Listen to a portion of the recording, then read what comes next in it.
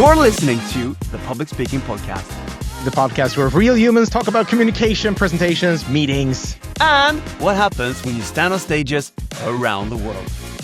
The good stuff. And the awkward stuff. And the stuff nobody teaches you. All right, let's jump into today's episode. Welcome back to yet another episode of the Public Speaking Podcast. I am Lucas Reuterstig, the CEO of Headgain Amateur Speaker. And with me in the studio, I have the guy with the graveyard outfit, the man that goes on stage to fill the spot that no one wants, but he loves it, Mr. Alexander Grabner, Jarlung. Yeah, I'm froze right now. No, I'm open. Hey, guys. Welcome, everybody, back again for yet another episode. Yes, my name is Alexander Grabner Jarlung, a communication I don't even know. I met one woman once, or we had a discussion, and you were there, and she was not announcing herself as a coach. And I'm like, whenever I say it now, I can hear her like, I'm not a coach. I'm a moneymaker. I'm like, oh, okay. So what I do for everybody who doesn't know who I am, I help people become the best version of themselves when they are taking a stage. And then maybe next time it can be you. I think I have to work on that little jingle. But anyway, welcome back to another beautiful episode. Today we are having a guest with us, and it's not any one guest. It's a guest who is talking the buzzwords that is out there right now, but puts his little touch to it that differentiates that makes him different from everybody else. Good, but Alex. Before we, good on you. I know, but what am I supposed to do? Like, what am I supposed to do? This is also what we are calling a Speaker X edition, meaning that the person who took that stage, when I saw what he did, first of all, he put everybody in the audience, and everybody who's watching is going to go like, wait a minute, what's going on? Within the first couple of seconds, he grabbed my attention, and he was just bombarding afterwards. So with no further ado, I would like to welcome you all to the podcast studio this day, no other than Johannes Sundlo. Hey. Thank you for having me. It's good to be here. Yeah, it is amazing to have you here. The man, the legend, I'm not going to say myth because you're not dead yet. So here's the thing. Before I'm going to allow you to say who you are, what you do, and what the cool thing is that you call as a profession, we have something that is called 10 Tough Thoughts with Alex. With Alex and Lucas, who's doing nothing in this segment. Meaning that I'm going to ask you 10 tough thoughts just to get the audience to get you know you a little bit better. And it's just going to be rapid questions. I'm just going to give you two different choices, and you select the one that is closest to your heart. All right? Yep. Yep. Don't waste too much time because then I'm going to be nagging you. All right. So this is then 10 tough thoughts with Alex. Fast food or fine dining? Fine dining. Water or wine? Wine. Swimming or walking? Swimming. Stay at home or travel? Travel. Car or motorcycle? Car. Boop, boop, boop. Off-grid or city? Off-grid. Red or blue? Blue. Mm-hmm. Okay. Online or face-to-face? Ooh, that's the toughest one. Face-to-face. Face-to-face. Bed or sofa? A bed. Summer or winter? Ooh, summer. This has been 10 Tough Thoughts with Alex. And Lucas doing nothing in this segment. All right, Johannes Sundlo. But I can do something. So finally, we have someone who likes fine dining and wine and loves sleeping on the bed and loves summer. You're my guy. Yeah, it is truly tough questions because, I'm a former ski teacher. So I do love the winter, but also summer is fantastic. Oh, yeah.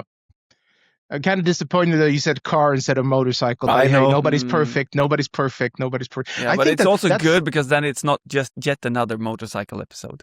No, because I think that on my tombstone, it will say the guy who nagged about bikes. Like that's the man who had his... If I survive you, I will send you flowers with a motorcycle on them. The man who had a midlife crisis and couldn't keep nagging about it. Yeah, anyway, so Johannes, what do you do and who do you help? Good questions. What do I do? What I do right now is that I tend to help people who are interested in AI but have no clue how to use it. That's usually the people that I help. I have a background in HR, so first and foremost, I usually help HR people, but I mean, that is the truth with caveats to it right now. It's people who are interested in AI. They've heard the hype. They read the newspaper that this is something that they should do, but they have no clue where to start. Then I help them start. That is so interesting. I just have to ask you, Johannes, are there people still like this? It feels like the world is just so heavy AI, and it numbs my brain in a way to think that people are still on the train station. Yeah, so I meet people on a weekly basis that are yet to try any shape or form of AI, excluding now the Google part where you Google and you get an AI answer, of course. But sure, yeah. I mean, I meet people on a weekly basis that haven't tried ChatGPT yet, for example. So I don't know how they managed to keep that out of their lives, but somehow they did. It's a smaller and smaller cohort of people, but still, there are people who either actively have chosen not to do it or just passively haven't, thought that AI might try AI for this. So yes, there is. They're out there. They're standing there like, hello. They're out there. They're walking amongst us. Yeah.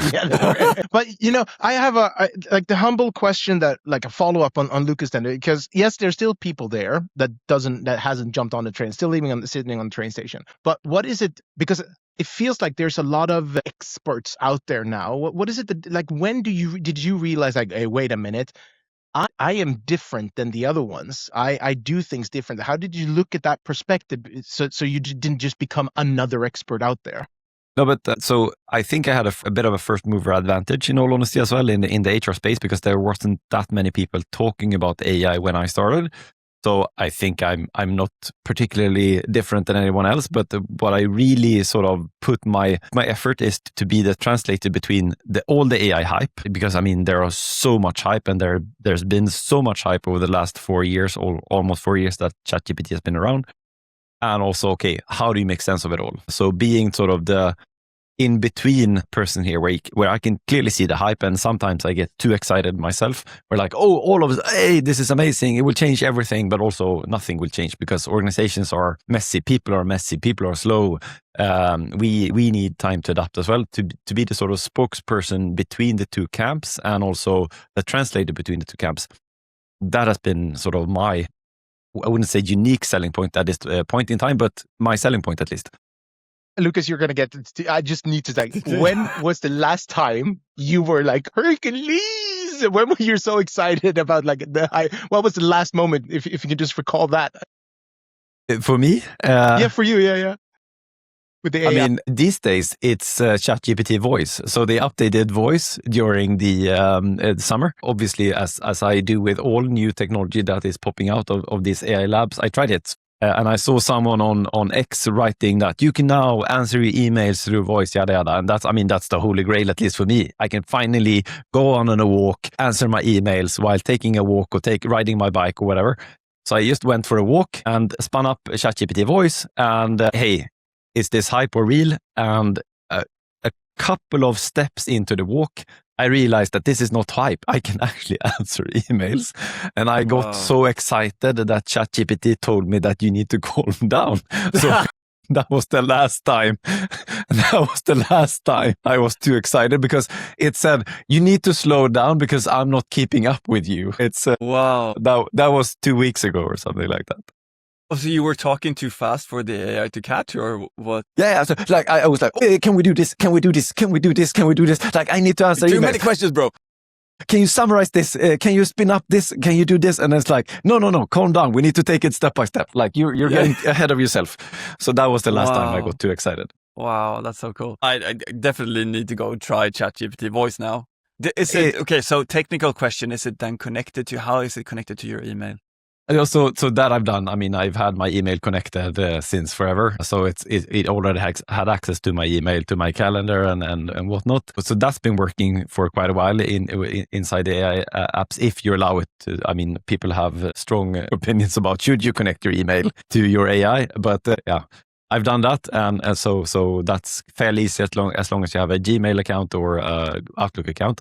But it's then you connect it, and then you can just talk to it, and the voice it's insanely good now. It's been heavily under scrutiny before, but I would say now it's fairly good, and it understands what you say, and also takes into account your previous chats and all of that. So it's sometimes scary, but also cool.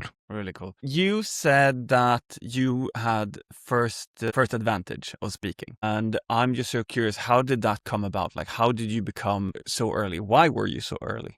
The interesting part is that I deemed myself to be late because ChatGPT was launched 30th of November, and I took a full month to really work things through and do all kinds of tests and try different angles and whatnot. So in January, I dropped my piece because I have a newsletter. I've been having that newsletter for quite a while. I had it for 3 years before this whole AI hype train started but I thought I was late. But I once again, I really made an effort to understand the technology, not just dump out, hey, this is great, it's going to change everything. Like, how will it change that? But I was, in retrospect, I was super early because no one else was doing that. So I had roughly 6 months where I more or less, I was the only one talking about AI from the perspective, especially in the HR community, around what will it do for HR? How will it affect HR? And I did a lot of free webinars. I did a lot of free talking as well. I talked to organizations just freely. Hey, how are you doing this as well? And that was data point back to me, but also just a way for me to refine and hone in on the thoughts that I had regarding this. And that eventually, well, like one thing led to another.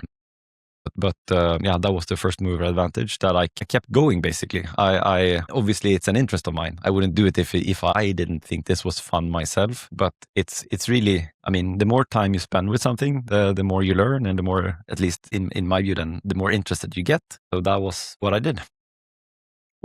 Is this also the part and the time, Johannes, when you were seeing like, okay, publicly speaking these thoughts, these revelations, these things can help companies and organizations? Is this the first times where you started standing on stage and doing the work, or did you do something prior to this? Because this is now profession, right? Yeah. This is what you do for a living. Yes, this is what I do for a living. Yeah. Well, I mean, I've been on and off stages my entire life, not in this sort of professional speaking setting. But back when social media was hot and upcoming, like I didn't do that as a profession, but I talked a lot about that as well. Like, how will that affect HR, or how will that affect organizations? It's hard to remember now that people wanted to ban the use of Facebook at work and Twitter at work and LinkedIn at work even. So I did some talking back then, but it's never been my profession. So this now became my profession unintentionally. I didn't have a master plan of, hey, this is, I truly want to do like public speaking, and this is my grand scheme of things, and let's conquer the world. It's based out of pure interest. This is a topic that I'm passionate about. Okay, how will I convey my passion around the topic? Yeah. So today, that's quite fascinating. Being a public speaker, today's business is like one of the things is credibility, and that's why I said what differentiates you from other experts, so to say, or the self-renowned experts. What is it that you work now with roughly 150 companies globally across the globe, traveling in the world? What is it that you believe that has sparked that credibility with you? I mean, again, we're talking AI. It's quite new still, saying in the lines of saying communication has been around since probably the 30s to be out publicly speaking. But where do you see that you have gained? What was the benefits of you talking about AI with the history where you came from? How do you think that has sparked the credibility for you? But I mean, it's sharing your knowledge once again, like sharing it in a humble and credible way as well, but also share in the open. I mean, people are usually afraid to share what they think and their thoughts in the open because they're afraid to be judged, and people will say this and this and that, which is true. I mean, sharing your thoughts in the open, going out on a stage or writing a newsletter or creating a YouTube channel, whatever. Of course, people will have opinions. Less opinions than you think that they will, but it will also hone your own thinking if you're open to it. So you need to have a mindset of, okay, if I share something, I will get feedback back. That will help me become better. It's maybe not fun at all times to get angry emails, which you do if you share stuff in the open. You'll get angry people that will disagree with you, but it will refine your thinking. It will refine you, and you'll become better. And it also helps your credibility. If people see that you share something which resonates with them, or if it doesn't resonate with them as well, and you say, I agree, like I see your point now, Sel, and I will incorporate that into my thinking and my world, that will refine your credibility long term as well. It will be a somewhat painful process, but it will still refine your credibility. So I'm very much for sharing in the open and sharing your thoughts, even half-baked thoughts, because it has value. And I think that resonates more with people than you think as well. So it's better to share and try and go out on that stage, fail if you have to. I mean, you learn something, but you need to have that mindset then as well. And if you don't have that, then it's going to be super painful. If you set the bar, it needs to be 110% every time. If it's not 110%, I will just not do it. Now, of course, you'll never do it as well. Nothing will be 110%. So. Have you ever had, then a follow-up question, standing on the stage, have you ever had anybody raising their hand like, no, Johannes Sundlo, I do not agree to what you're saying. This is wrong. It will take over. Terminator T-1800 or T-800 will come and kill us all. Skynet is the bad. Have you ever had one of those? Yeah. So many times. And also just, it's usually not the Terminator story. I've had that for real as well, especially in terms of, I always say thank you to my AI models because I know that they will kill me otherwise. I've had two people seriously say that, not like, oh, it's fun and yeah. Like, I always say thank you because I know if push comes to shove, they will kill me if I don't. So, but probably other things going on in those people's lives. But usually people disagree with me. I mean, almost on a daily basis, especially in regards to the environment. That's the hottest topic. I hate AI because it's bad for the environment, and it's like, okay. Bring it on. And then it's usually a big ramble about how bad it is for the environment. And yeah, that's not. So, I mean, you get feedback, like instant feedback almost daily, which I appreciate. I think it's good. Like, once again, if you are able to spark that feeling within people that they feel comfortable sharing, this is the disagreements that I have. I mean, once again, I see that as the ultimate sort of end state with a talk. If you can get people to voice, this is my concerns, this is what I disagree with, because if you have that, then you can have a dialogue about that as well. But if they just suffer in silence and say like, you know what, I hate this, but I won't say anything, then you've changed nothing. I'm on the topic of AI. I'm very curious. As you're speaking about it, you're training it, you're doing all these things. What is your take on the trust economy and how AI is affecting? Well, we use it for emails, we use it for ad creatives, we use it for phones, for customer service. It's all over the place now. What is happening to? Because I've seen both things. I've also, I'll start with that because I have a lot of feelings around this. I have feelings around it as well. For me, it's a great tool. It's a tool as any other tool. Like I use, Grammarly, which is a tool that corrects my writing, for example. But for me, in all parts and all aspects, it's super important that we still have the human in the loop, that there's a human behind it for the sake of building trust, for building credibility, I mean, when I talk to you, I'm after Alexandra and Lucas' thoughts. I mean, I could probably have done Public X, the Claude version, like uploading my speak and saying like, you know what, can you give feedback on how I talk and all of that. But I don't want that.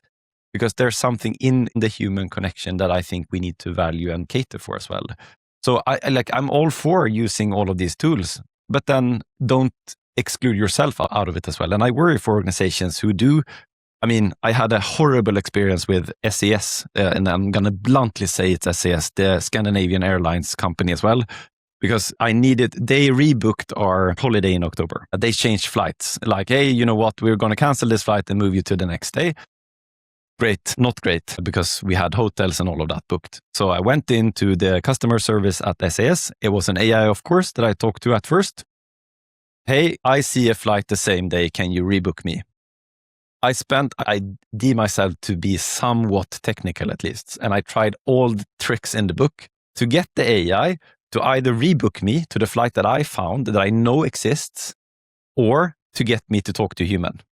It wasn't possible. I spent 20 minutes trying. All that resulted in was me being super frustrated once I called in. And I would love to understand how they think about that. What's the perception that they want to invoke, or the feelings they want to invoke in me? Is that really what they want to invoke in me?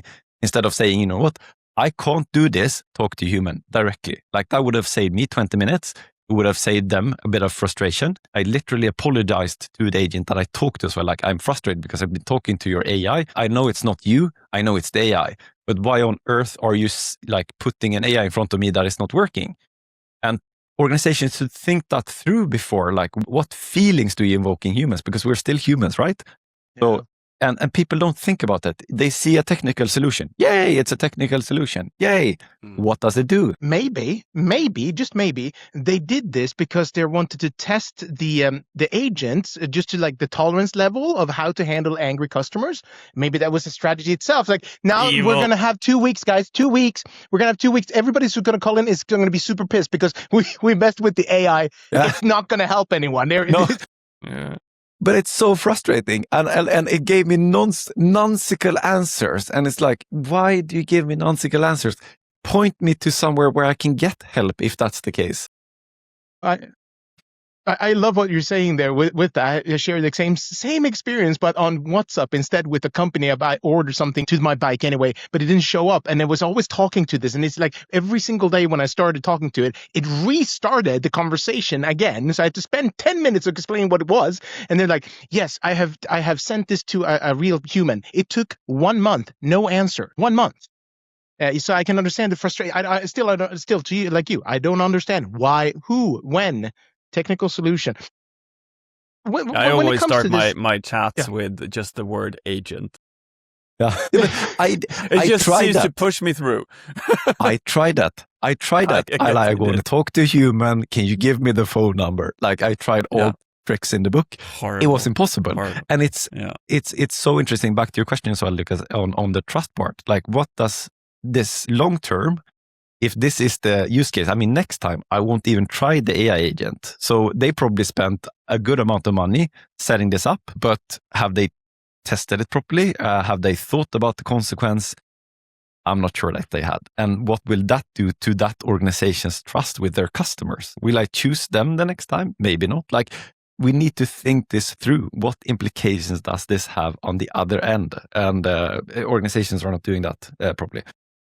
So I think the call out is to SAS. If you are anybody who's working at SAS or listening into this episode, please give Johannes a little call back and just explain por qué, why are you using it and not getting him through. Hopefully everything's solved itself. I will say though that the agent was like the human that I talked to solved it in 4 minutes. Like, oh, I see the flight. Okay, of course we messed up. I'll shift you, and then that was done.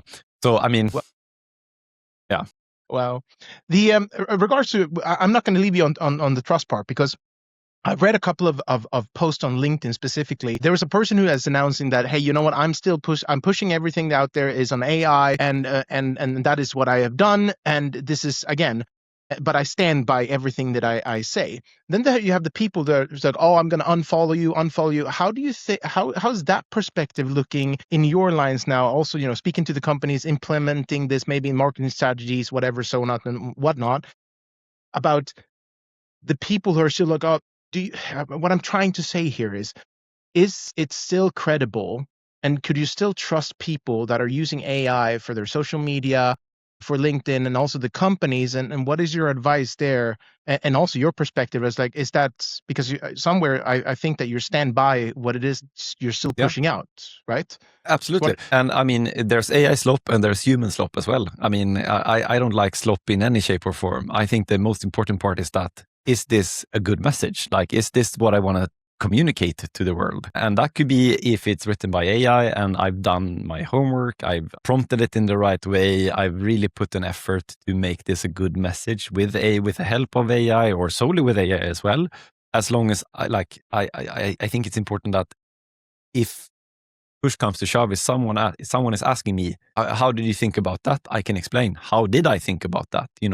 If I can go back and do that, that's great. But that goes for humans as well. I mean, I've been in a discussion today on LinkedIn where someone had because Claude announced late last night that they will include a watermarking in their text. So they will watermark their text. It's not going to be visible. You're not going to see it. It's going to be blind to the eye. Another Claude instance might pick up that this is generated by Claude. But someone has just misinterpreted that as well. So, but that was also like, that's human slop as well. You didn't do enough research before you put something out there online to understand how this will work, they said there will be a visible watermark where you can clearly see that this is generated by Claude, which is not true. That's not how it works. So, I mean, in both instances, you need to make sure that, okay, have I understood this? Is this what I want to communicate? Have I understood it right? Or do I say it as a truth, that this is how I know it is? Or do I interpret it as, this is how I interpret it? Could you help me interpret it? Like you need to be good in both ways. Like you need to be good as a human to communicate, and you need to be good as an AI to communicate as well. Slop is slop, no matter if it's a human or an AI. And I think it's important that you think about this as well, because all of a sudden we have these capabilities where you could just hand it off to AI. What will that say about you as well? I mean, I've been doing it as well. I think we all have to some extent. We've been trying, like, oh, it's a quick LinkedIn post, or just push it out. I don't do that at all anymore, because I went back to myself. What's the value of me posting stuff? Maybe I don't think that's fun all the time, but I like the process more than I like the output. So then I should focus on the process. We're different here as well. Some people will, I'm 100% sure, just push out AI stuff and ignore that, half of the people that reads it will say, oh, it's AI slop, and they just click away. But I mean, if half of the people say like, oh, that was a good thought, then they will just continue. So I think there's different schools, but I'm very much for I like the process of thinking things through. And this is where it comes down to technical words. AI slop versus human slop. What does slop mean? Slop is like it's either wrong, or it's just like it's with no thought. It's generic. Anyone could have written it. I mean, that's the risk with AI, because everyone has access to the same AI, right? So if you're ask AI now, could you write a thoughtful, insightful post about AI and HR?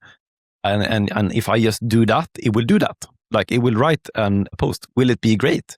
No, you could do the same thing. Like even without any HR knowledge, you could just say, hey, write an insightful post about this. And that some people at least deem that to be slop. Like it's no original thoughts. There's no deeper meaning. It's just a text for the sake of being a text, basically. But once again, we have humans doing the same thing, or humans not doing the research before a post and then saying it's X, Y, and Z.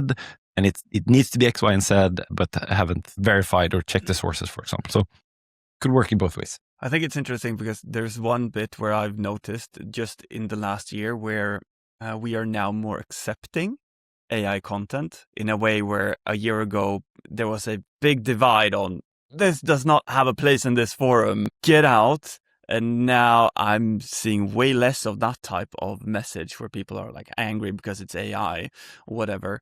And it's just accepted to be in the way it is. Like we get better pictures, everything becomes better as well, right? So it enhances the message that we're trying to put out. Yeah, and the AI has gotten better as well. Like it's not that obvious. I mean, you can still see, I think at least if the prompt was bad, and if you have done no whatsoever editing on it, you could clearly see that, hey, this is AI. It's not this, it's that. It's like there's signs of AI in it, but it's better. Even though it is clearly AI created content, it's still accepted more today because it's just been part of this ongoing just tsunami of AI content. Yep. Yeah. No, I agree. But also, I mean, if you look at Facebook, like it's text and LinkedIn and all of that, that's one part of it as well. Like if you look at all the AI generated videos out there as well, and I mean, I love my parents, but I mean, the things that they comment on Facebook and like, I mean, it's sometimes you like, this is clearly AI generated. They didn't have 7 twins. Like it's, and so it's so clearly AI generated, and people, especially a bit like, I wouldn't say elderly people in further generations before people. Us. They really fall for it. Yeah.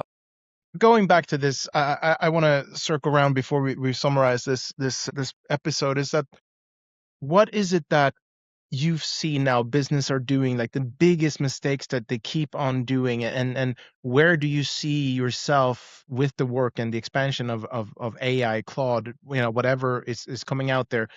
What is it that you see now? What's the next thing for companies to start thinking about? If you could share that insights from your brain, like, okay, you guys need to listen to this. No, but the one thing that I see businesses doing over and over again is not taking a stance. This is what we want to do with this technology. This is how we think that we will utilize it. It's either they're not utilizing it at all. There are still organizations that say like, okay, you 10 people, you have Copilot, the rest of you don't have Copilot or any AI, and or they say that this is technically possible, let's do it all. But so take a stance. What do we want? Like, how do we want this to work? How do we want the interaction between AI and human to be? Where should we use it? Where shouldn't we use it? What parts should be handled by AI? What shouldn't be handled by AI? And take a stance. And that is hard. Like, don't get me wrong. It's super, super hard to take a stance because then you need to be informed. You need to be educated on what's possible or not. You need to have an understanding of this is what we want to do. This is a trade-off. Like, it's a hard decision to take. Hence, you need to invest in education before taking that decision, which then, I mean, what's the chicken and the egg? Like, where do you start? So, but to take that stance, I think that's the most important thing that organizations and companies have in front of them. But then you need to educate. You need to have a solid, good education on this is possible and this is not possible. Most organizations are not investing in that part. They're just saying like, okay, AI is like Excel, we will figure it out. Let's see. But it's not Excel, and it's not people usually, the majority is not figuring it out. Yes, you have people usually in organizations that has figured it out, that are utilizing it heavily. But the bulk part of people, sure, they've opened ChatGPT, they treat it as Google, and they ask a question and they pop out, or they ask something, they didn't get the answer they were looking for, and then they pop out again. Like, people are not utilizing the full extent. It's even if they bought licenses, they're not utilizing it. And it's like you bought a Ferrari, but you're driving it around on first gear, and that's it. Maybe it was broken. Yeah, exactly. No, yeah, I tried it, but it didn't work. And it's like, okay, but did you learn to shift? Like, do you know that you have to change gears? And no, what do you mean? Like, it's a car. So it's that's what organizations, they need to invest in education still, and they need to take a stance. What are we going to do with this? Sounds like Johannes is going to have something to do for the next couple of years. I mean, yeah. Maybe at least up until Christmas. Johannes, public speaker, AI specialist, will always be there. Just pick up the phone. It's like a little bit of, who do you want to call? Ghostbusters. No, you want to call Johannes Sundlo in Sudan. Absolutely. Yep. Cool. Okay. I have no, like, if you want to call me. Yeah. Or my AI, call my AI. This is what we call a very good relaxation pause. We've just had a hard pace now, and we're coming down to land this plane or to park the Ferrari in the garage. I learned through a public speaking course that I took during the spring that you shouldn't be afraid of pauses. So it's I practiced that. Yeah. You did. Oh, that's amazing. Check it out. They're good lads. Alexander and Lucas, I think they're called. On the topic of speaking, Johannes, we've been diving deep into AI. It's a very fascinating subject. I've loved listening to you, hearing your thoughts on this. I just want to bring this back before we end off to public speaking, as we're the public speaking podcast, and in that sense. I know you stumbled into public speaking. You started building it, you started talking, and you found your edge in AI, became an early adopter and talking about that, and that has enrolled you into public speaking. If you would have gone and done this again to someone just starting out in speaking, what would be your tip on like getting clients, or what, like, find your talk or do LinkedIn, or what is the one thing that you think has made the biggest leverage for you during these past years? But I think the biggest thing I mentioned as well, it's that you start doing it. I mean, once again, it will suck at first. Like, it's horrible the first times. It is truly horrible to put yourself out there, but that's how you learn. Like, there's no, of course, like you can go a course and you can read up on all the materials that is available on, and you do a great amount of good tips and tricks out there as well. But if you just read them, it's just going to be tips and tricks. You need to start doing as well. And it is horrible at first. It's truly horrible at first. But that's how you learn. And you need to have that open mindset of, okay, how do I improve? How do I get better? And see that even if people say, you suck, then you say, okay, how do I suck? Like, you need to be more specific. What's the sucky part? Like, how could I improve? So, but you need to get data. You need to get input back. So start by doing. And then on the client side, once again, if you put yourself out there, for some people, it will resonate. Even like, you can take almost any subject, any shape or form. What you do will resonate with someone. And that's the beauty of the internet, that we have this big town hall where you can just put yourself out and say, hey, this is what I do. And it will resonate with some, and for some, it might not resonate with. Who cares? Like, if it resonates with 10 people, and then those 10 people say, you know what, can you come and talk to us? That's great. And if it didn't resonate with 2,000 people or 200,000 people, who cares? You got 10 people who said, this is important. So don't be afraid of putting yourself out there as well, and just start by doing. And I mean, take help. There's plenty of help. I mean, SpeakerX was great. And then the benefit of that is that you get a video afterwards. Like, there's plenty of opportunity to find people who are willing to help you as well. So don't be afraid to start. If you could, so much value in that, what would this episode for people to just understand. The one of the final questions I have is, what if you would, in a dream scenario, if you could wish anybody to come and join this show and you know, that you wanted to pick brains on, do you have anybody in mind or any profession that you feel like, hey, you know what, I want to have people coming into the studio and talking about these things? Would that, and high and low, go ahead. Do you have any? I mean, so the people that I really look up to are the people who are somewhere in between super hype and reality in general. There are practical, grounded people as well. And I mean, I have a long list of people that I admire and that I read. Ethan Mollick is my go-to guy. And if you haven't checked him up, check him up. He's a horrible public speaker. He could really benefit from going a course, but he's super knowledgeable. And if I talk fast, he's the fastest talker that I've ever listened to, all categories. But he's super knowledgeable. So I really look up to him. Amy Edmondson is another one. She talks about psychological safety, and I really like that angle as well. I have a book that I reread every year that is called 9 Lies About Work, that I think is also Marcus, I don't remember his last name now. But what I generally like is people who are not so full of themselves, but grounded and practical, and realize that life's too short to be walking around thinking that, you know, I'm super important and I will never change. Like, it's life's too short to be a douche. Exactly. No, it's like it should be fun, right? Yeah. And that's the people I tend to like to listen to as well. People who like to have fun more than taking life too serious. And we are exactly the same. Johannes, now the final frontier.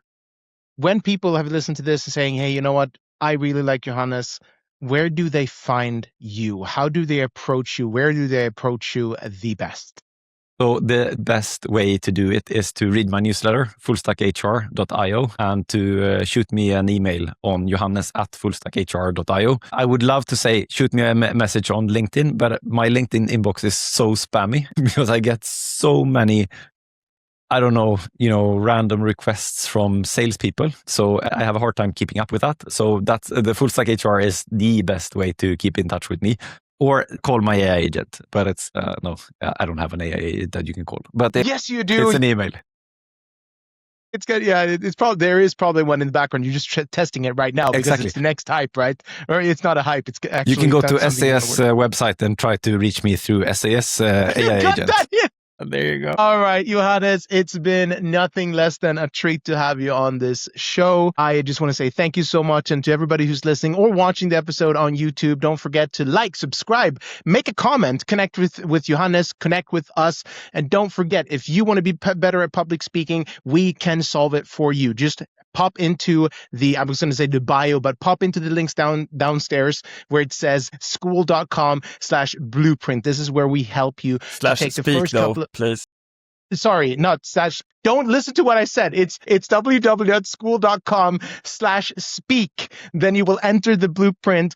This is the first steps. You take baby steps to become more confident when you're speaking. You're going to be able to shine on stage. And then the next level will be on the SpeakerX stages. And that's also where you can find information regarding this inside of the blueprint as well. With that, I am going to hand off without interrupting Lucas because I know he gets very frustrated, very pissed off. We always have these talks afterwards. Like, Alex, now you kind of cut me off. And I'm like, you don't speak like that, but I kind of want to put that avatar in my head.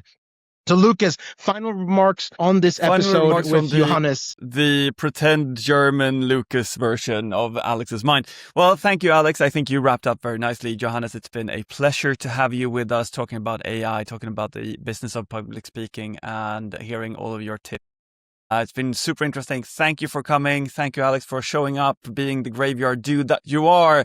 And to you who's listening, as Alex said, like, subscribe, give us a 5-star review, do all of the things. As we grow, you grow, and the world grows to a better place. Till next time, ha det!